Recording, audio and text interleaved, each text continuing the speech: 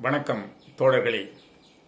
காலை எழுந்தவுடன் செய்தித்தாள்களில் பார்வையை படரவிட்டால் கொலை, கொள்ளை, பெண்களுக்கு பாலியல் தொல்லை என்றெல்லாம் செய்திகளை தாங்கி வந்த நிலை மாறி சமீப காலமாக முறையற்ற உறவு, கள்ள உறவு, தகாத உறவு என்ற செய்திகளும் அதன் நீட்சியாக அந்த உறவுக்கு யாரெல்லாம் தடையாக இருந்தால் அது குழந்தைகளானாலும் சரி, பெற்றவர்களானாலும் சரி, அல்லது கணவனா அல்லது மனைவியா எவராயினும் சரி, அவர்களை ஆள் வைத்து கொலை செய்கின்ற அருவருப்பும் அதிர்ச்சியும் நிறைந்த செய்திகள் வந்த வண்ணம் இருக்கின்றன.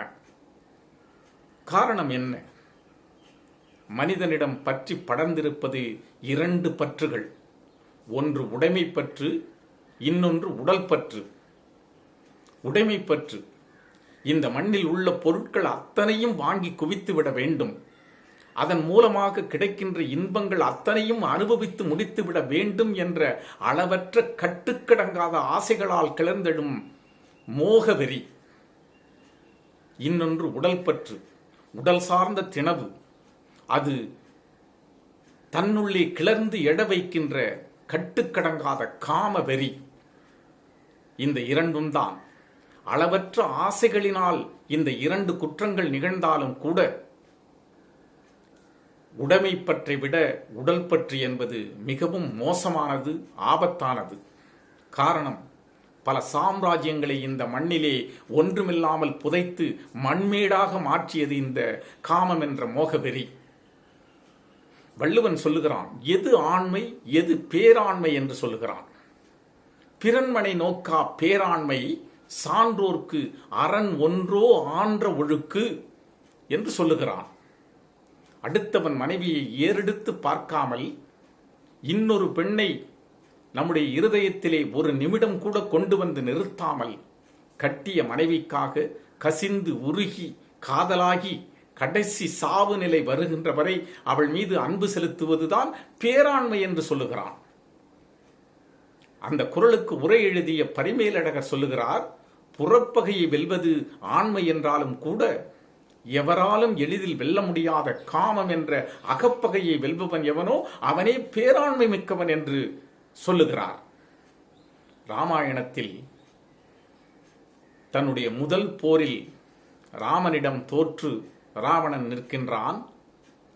வாரணம் பொருத மார்பும் வரையினை எடுத்த தோளும், வாரணம் பொருத மார்பும் வரையினை எடுத்த தோளும், நாரத முனிவர்க்கேற்க நயம்பட உரைத்த நாவும், தாரணி மௌலிபத்தும் சங்கரன் கொடுத்த வாளும் வீரமும் களத்தே போட்டு வெறுங்கையே மீண்டு போனான் என்று கம்பன் எழுதுகிற பொழுது ராவணனுடைய வீழ்ச்சி நம் கண்முன்னாலே தெரிய வந்து அவன் எவ்வளவு கெட்டவனாக இருந்தாலும் அவன் மீது நமக்கு ஒரு அனுதாப அலையை ஏற்படுத்துகிறது.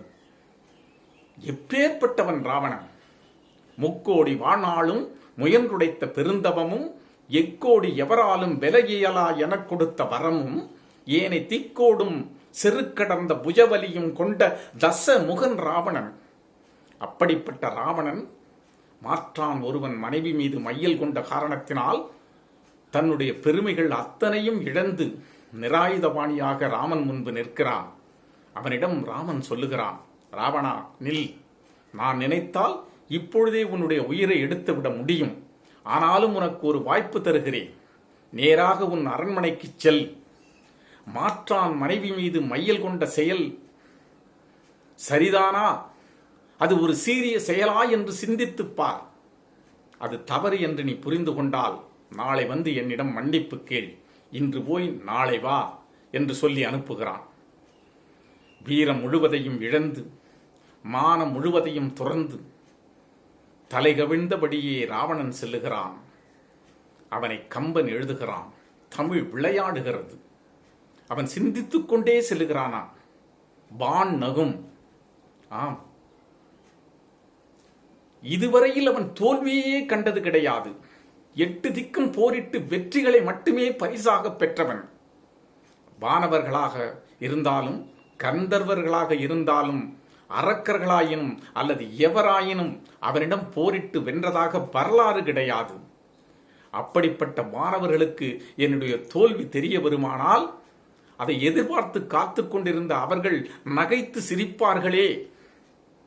வான் நகும், மண்ணும் எல்லாம் நகும். இந்த மண் முழுவதும் இருக்கின்ற மக்கள் எத்தனை பேரும் இந்த ராவணன் வருகிறான் என்றால் பயந்து நடுங்குவார்களே. அவர்களெல்லாம் இனி என்னை பார்த்து சிரிக்கின்ற இந்த சீரழிந்த நிலைக்கு நான் ஆளாகிவிட்டேனே. வான் நகும், மண்ணும் எல்லாம் நகும், நான் நகு பகைஞரெல்லாம் நகுவர். எவனெல்லாம் என்னிடம் போரிட்டு புறமிதுகிட்டு ஓடினானோ அவனெல்லாம் என் தோல்வியை கண்டு சிரித்து மகிழ்ந்து நகைப்பாயே. வான் நகும், மண்ணும் எல்லாம் நகும், நான் நகு பகைஞரெல்லாம் நகுவர் என்றதற்கு நானான். இதற்கெல்லாம் அவன் வெட்கப்படவில்லையாம். இந்த வானம் சிரிக்குமே, கவலை இல்லை. இந்த உலகம் முழுவதும் சிரிக்குமே, கவலை இல்லை.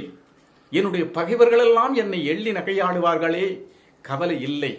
வான் நகும், மண்ணும் எல்லாம் நகும், நான் நகு பகைஞரெல்லாம் நகுவர் என்றதற்கு நானான். வேல் நகு நெடுங்கண் செவ்வாய் மெல்லியல் மிதிலை வந்த, வேல் நகு நெடுங்கண் செவ்வாய் மெல்லியல் மிதிலை வந்த சானகி நகுவள் என்றே நாணத்தால் சாம்புகிறான். எதற்கு பயப்படுகிறான் தெரியுமா? எந்த சானகியை சிறைப்படைத்து அசோகவரத்தில் வைத்திருக்கிறானோ, எந்த சானகியின் முன்னால் தன்னுடைய வீரம் மிகுந்த ஆற்றல் முழுவதையும் ஒன்று திரட்டி வாக்கு மூலமாக கொடுத்து வந்திருக்கிறானோ, அந்த சானகியினுடைய செவிகளுக்கு என் தோல்வி சென்று சேருமானால் அவள் எள்ளி நகைத்து விடுவாளே என்றெல்லாம் வெட்கப்பட்டானாம். அந்த அளவிற்கு ஒரு மனிதன் தன்னுடைய பெருமைகள், தான் சேர்த்து வைத்த ஆற்றல், வீரம் அத்தனையும் இழந்தாலும் சரி, இந்த காம வெறியிலிருந்து மீள முடியாத மிக மோசமான ஒரு பற்று, அந்த பற்றிலிருந்து நாம் விடுபட வேண்டும். மண், பொன், பெண், இப்படி இந்த மூன்றிலும் நாம் வைத்திருக்கின்ற அளவற்ற ஆசைகள் தான் இன்றைக்கு குற்றங்களின் கூடாரங்களாக இருந்து கொண்டிருக்கிறது. இதில் முதல் 2 குற்றங்கள் இந்த மக்களுக்கு நம்மை எதிரியாக காட்டினாலும் கூட கால ஓட்டத்தில் திருந்தி கரையை நீக்கிவிட்டு அந்த மக்கள் மன்றத்தில் மீண்டும் ஒன்றாக கலந்துவிட முடியும். ஆனால் இந்த காம பகை இருக்கிறதே, இது நீ மரணத்தின் தருவாயில் புதைகுழிக்குள் செல்லுகின்ற வரை உன்னை மானம் இழந்தது போல கொலைவாளாக மாறி ஒவ்வொரு நாளும் உன்னுடைய அமைதியை குறைத்துக் கொண்டே இருக்கின்ற கொடுமையான குற்றமாகும். எனவே இந்த குற்றங்களிலிருந்து மனிதன் தன்னை விடுபட வேண்டுமானால் அந்த காம உணர்விலிருந்து மெல்ல மெல்ல விலகி இந்த மனிதர்களோடு பண்பாடு மிக்க ஒரு மனிதனாய், நாகரிகம் மிக்க ஒரு மனிதனாய் இந்த மண்ணிலே ஒரு முத்திரையை பதிக்க வேண்டும்.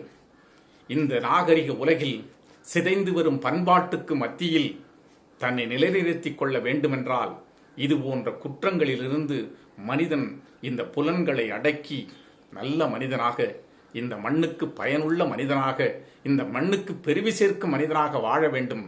அந்த வாழ்க்கையை அடைவதற்கு இந்த மோக வெறியிலிருந்து, இந்த காம வெறியிலிருந்து நம்மை கொஞ்சம் கொஞ்சமாக களைய வேண்டும்.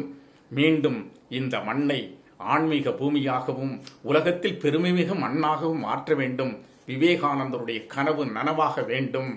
அதற்கு நாம் அத்தனை பேரும் தயாராக வேண்டும் என்று கேட்டுக்கொண்டு உங்களிடமிருந்து விடைபெறுகிறேன். நன்றி தோழர்களே, வணக்கம்.